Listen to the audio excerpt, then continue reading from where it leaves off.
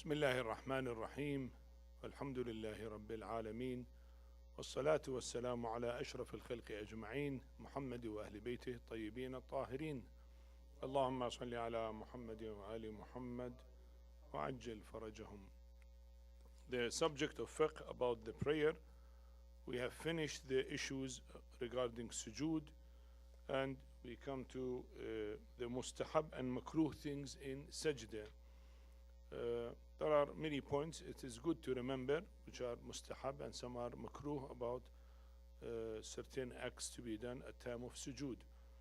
We come to the issue 1100. Certain things are mustahab in sajda. It is mustahab to say takbir before going to sajda. A person who prays standing will do so after having stood up from ruku', and a person who prays sitting will do so after having sat properly. So takbir before going to sujood and after raising head from sujood. When you want to go to sujood, you say Allahu Akbar and go to sujood. When you raise your head from sujood, you say Allahu Akbar. And then if you were at time of ruku', you raise your head after ruku', then you say also Allahu Akbar and you go to sujood. These are mustahab, and actually it gives the prayer its shape, you know, a nice shape and nice, let's say, discipline and etiquette of the prayer will be that when there is a proper type of takbir is done in the right place. While going into sajda, a man should first place his hands on the ground, and a woman should first place her knees on the ground. You know, when you come down toward the sujood, now one is standing, he will go for sujood.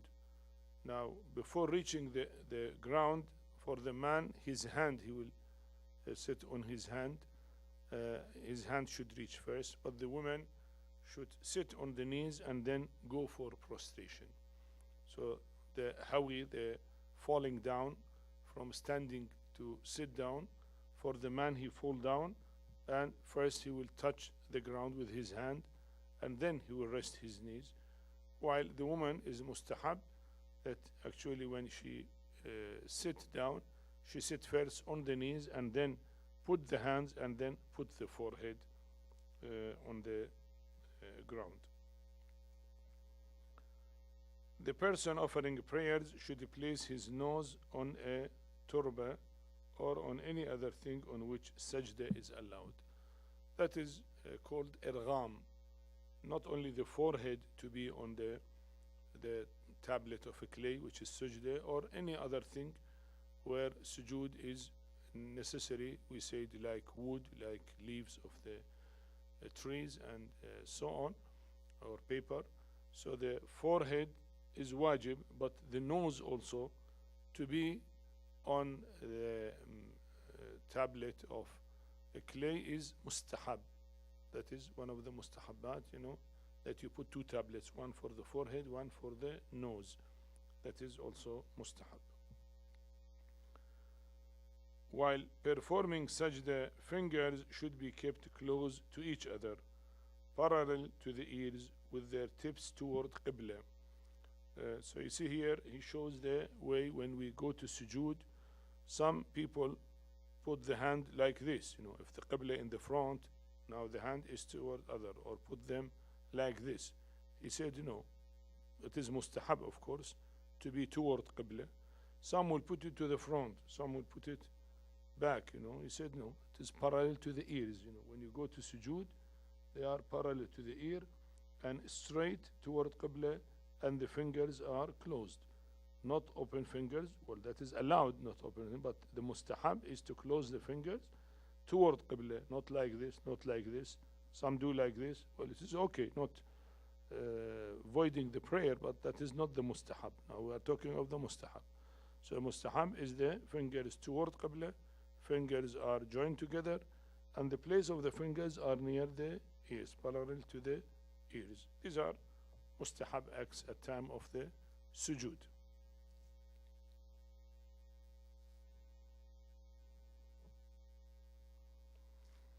While in sajda, one should pray to Allah and express his wishes and should recite this supplication: Ya khayr al-mas'ulin wa ya khayr al-mu'tin, ارزقني وارزق عيالي من فضلك فإنك ذو الفضل العظيم, which is translated: O you who are the best from whom people seek their needs, and O you who are the best bestower of gifts, give me and the members of my family sustenance with your grace.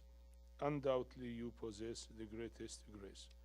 This dua is one of the du'as which are mustahab to be recited at time of sujood, especially the last sujda of the prayer, which usually the ulama or the imams of the jama'at usually do.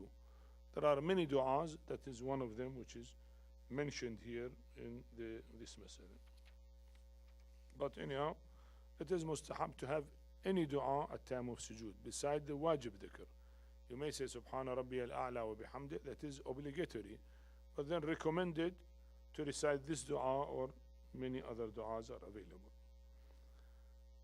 After performing sajda, one should sit on his left thigh, placing the instep of the right foot on the sole of the left foot. Well, this is a special way to sit on the thigh, and then the thigh is difficult to show it now, but that is anyhow recommended. After every sajda, when a person has sat down and his body is composed, one should say takbir. When his body composed means stable, is not while movement. Then after sujood he say Allahu Akbar, and then before going to sajda also he say Allahu Akbar again. When his body is steady after the first sajda, he should say Astaghfirullah Rabbi wa atubu ilayh. That is also mustahab. When first sajda finished, he said and he said Allahu Akbar, and then he say Astaghfirullah Rabbi wa atubu ilayh. Again say Allahu Akbar and go to the second sajda. Of course, all these are mustahab. If you only sit without saying anything and go to sujood again, his prayer is all right. But these are, as he said at the beginning, these are mustahab acts and mustahab dhikr. You should say Allahu Akbar for going into second sajda when his body is steady. You know, again, stress that the body should be steady, because some people say Allahu Akbar and they move. You say should not move, you know. It is mustahab. If it is mustahab, then you have, while you are sitting, you say Allahu Akbar, then move the body for sujood. Not while moving you say Allahu Akbar. That is not right, because the mustahab should be at time when the body is steady, body is stable, not moving. It is mustahab to prolong the sajda, and when sitting after the sajda to place one's hand on the thighs. You know, the hand to be on the thigh when one is sitting. His hands are on the thigh. These are mustahab.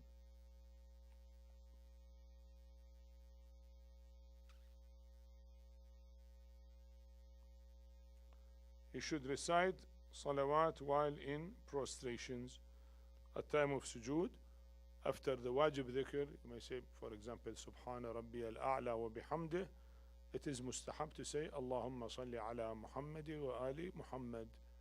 Or if you want to say Subhanallah, Subhanallah, Subhanallah as wajib dhikr, then you say Allahumma salli ala Muhammadi wa ali Muhammad. Or better to recite the bigger dhikr, Subhana Rabbi al-A'la wa bihamdih, Allahumma salli ala Muhammadi wa ali Muhammad, Subhanallah, Subhanallah, Subhanallah. So the two dhikr and one salawat, that is to be said. So that is also mustahab.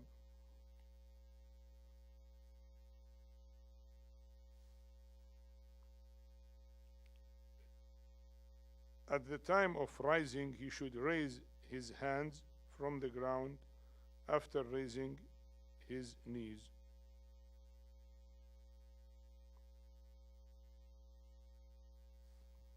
Yes. When he wants to stand, still his hands are on the ground, he raised his knees and then he raised the hands. That is the way how he stand when he wants to stand. So he will remain supporting his body on his hands, and he raise his knees and then he raise his hands.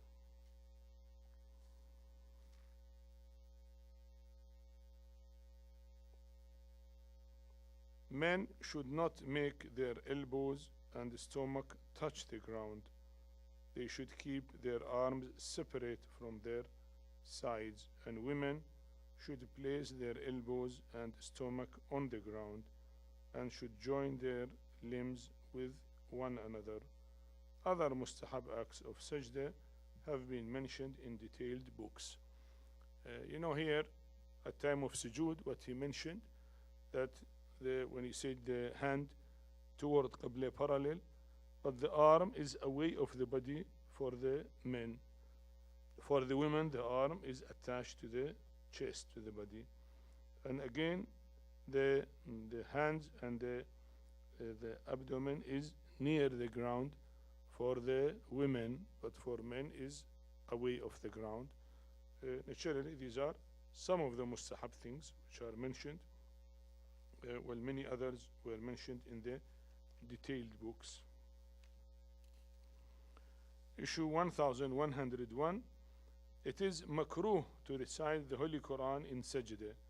It is also makruh to blow off the dust from the place of sajda, and if by so doing one utters anything intentionally, the prayers will be, as a precaution, void. Besides these, there are other makruh acts which are given in detailed books. Now, the Holy Quran to be recited at time of sujood, that is not the place to recite the Holy Quran, so it is makruh. That is one. Some people, if there is dust, when he go to sujood at time of the prayer, then he blow just to remove dust or anything. That is makruh. Will not nullify the prayer, but it is makruh. But if he utters a word, you say F is A and F, this is a word, so then it will nullify the prayer. He said as a precaution. Sometimes he blow, then there is no letter. There is no letter. So you say F, A, F in Arabic is 2 letters, and that will nullify the prayer. So he should, if he has to blow, it should not make a word, by blowing, but it is generally makruh to blow the floor. And well, there are some other makruh things mentioned in detailed books. Now we come to another subject, that is obligatory sajdas in the Holy Quran. You see, by reciting the Holy Quran, in 4 places there are obligatory sajdas, and other places the sajda is recommended. So is mentioning that. Issue 1102. Upon reciting or hearing any of the following verses of the Holy Quran, the performance of sajda becomes obligatory. Surah As-Sajda, Surah number 32, Ayah 15. Surah Hamim Sajda, Surah 41, Ayah 38. Surah An-Najm, Surah 53, Ayah 62. And Surah Al-Alaq, Surah number 96, Ayah 19. Here he said, anyone, either he hear somebody reciting, or if he recite the Holy Quran. So it's in 2 ways. If you hear it, you have to go for prostration, for sujood. If you recite it, you have to go for sujood. So these are the wajib sajdas in these 4 surahs. The rest of the sajdas are mustahab in the Holy Quran. Whenever a person recites the verse or hears it when recited by someone else, he should perform sajda immediately when the verse ends. And if he forgets to perform it, he should do it as and when he remembers. If one hears the verse without any expectation in an involuntary situation, the sajda is not obligatory, though it is better to perform it. Now what he said, when we do the sajda, when we hear the word in Quran, for example, comes isjudu, said no, at end of the ayah.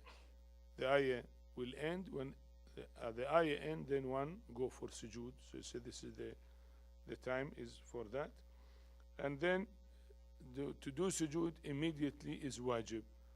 Not to say, okay, after 5 minutes I will do sujood. No, it is wajib to do it immediately. But if it is forgotten, then whenever he remembers, he has to go for sujood. And he said certain cases, if involuntary one, just passing and heard and he was not listening or reciting, in that case he said probably is not obligatory for him, though it is better to perform sujood, but may not be wajib if that is an involuntary hearing, an unexpected hearing is coming. Now, many issues related to the sajda here, which are mentioned. Issue 1103, if a person hears the sajda verse and recites it himself also, he should perform 2 sajdas. This is very important. Sometimes in Ramadan month, people are reciting the Holy Quran. You hear them and you also recite the Holy Quran. So you hear the person reciting and you also recite it. You read and you hear. So he said there are 2 sajdas wajib, one for hearing and one for reciting. So when somebody in a loudspeaker, he recites the Holy Quran and people are reciting behind him, usually in Ramadan month or in any other occasion, so he has to perform 1 sajda for hearing it and a 2nd sajda for reciting it. Issue 1104, if a person hears a verse of sajda while he is in sajda other than that of a prayer or recites it himself, he should raise his head from that sajda and perform another one. So if one is at time of sujood, not sujood of the prayer, is just mustahab sujood or wajib sujood after hearing sajda, and here somebody recites surah sajda, ayah sajda again. Now, while he is in sujood, he will say the dhikr. He said no, he has to raise his head and do sujood again, and then that become an obedience to the listening the sajda. So in that case, he should raise his head and then do sujood. Issue 1105, if a person hears the verse of obligatory sajda from a person who is asleep or one who is insane or from a child who knows nothing of the Quran, it will be obligatory upon him to perform sajda.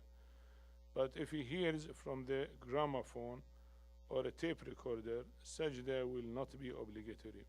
Similarly, the sajda will not be wajib if he listens to a taped or recitation from radio, but if there is a person reciting from the radio station and he recites the verse of sajda, it will be obligatory to perform sajda. Actually, here what he said, if you hear somebody, human being, is saying the sajda, even if he is sleeping, but you hear somebody is saying the sajda, then it is wajib. Or even an insane, he knows that and he recited, then it is wajib. Or even a child, if he is taught and then he recited loudly and you hear it, you have to do sujood. Now we come, if it is from a tape recorder, the Holy Quran is taped, and from a tape recorder or a CD or computer or internet, you say because there is nobody reciting the Holy Quran, it is not wajib. The same thing it is from radio or TV if it is recorded. But if it is direct broadcasting, somebody is reciting the Holy Quran now and you hear him through radio or through TV, then become wajib to perform sajda. But if that is taped and with a video or by radio audio, it is taped and the radio will put a tape recorder because nobody is reciting. The tape recorder is not a human being, so it is not wajib. So that is the difference. If it is direct broadcasting somebody is reciting, somebody is reading the Quran, maybe in other country, in the Middle East or anywhere, then it is wajib to do sujood. But if it is recorded and broadcasted later on, then it is not wajib. Issue 1106. As an obligatory precaution, the place where a person performs an obligatory sajda upon hearing the verse should not be a usurped one, and as a recommended precaution, the place where he places his forehead should not be higher or lower than a span of 4 joined fingers, and the place where his knees and tips of the toes rest. However, it is not necessary to be in wudu or ghusl or to face qibla, nor is it necessary to conceal one's private parts or to ensure that the body and the place where he has to place his forehead are tahir. Moreover, the conditions for a dress in prayer do not apply to the performance of these obligatory sajdas. So the sajda here for hearing the Holy Quran are not like the wajib sajda of the prayer, except the place should not be usurped, because you are using that place, and usurped place should not be used. Otherwise, if your dress is tahir or not tahir, make no difference. It is not necessary to be toward qibla.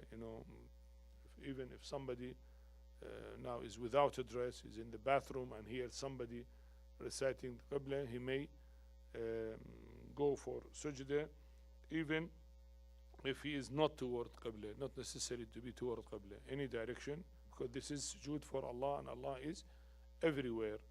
So other conditions of sajda are not obligatory for the sajda when you hear recitation of the Holy Quran.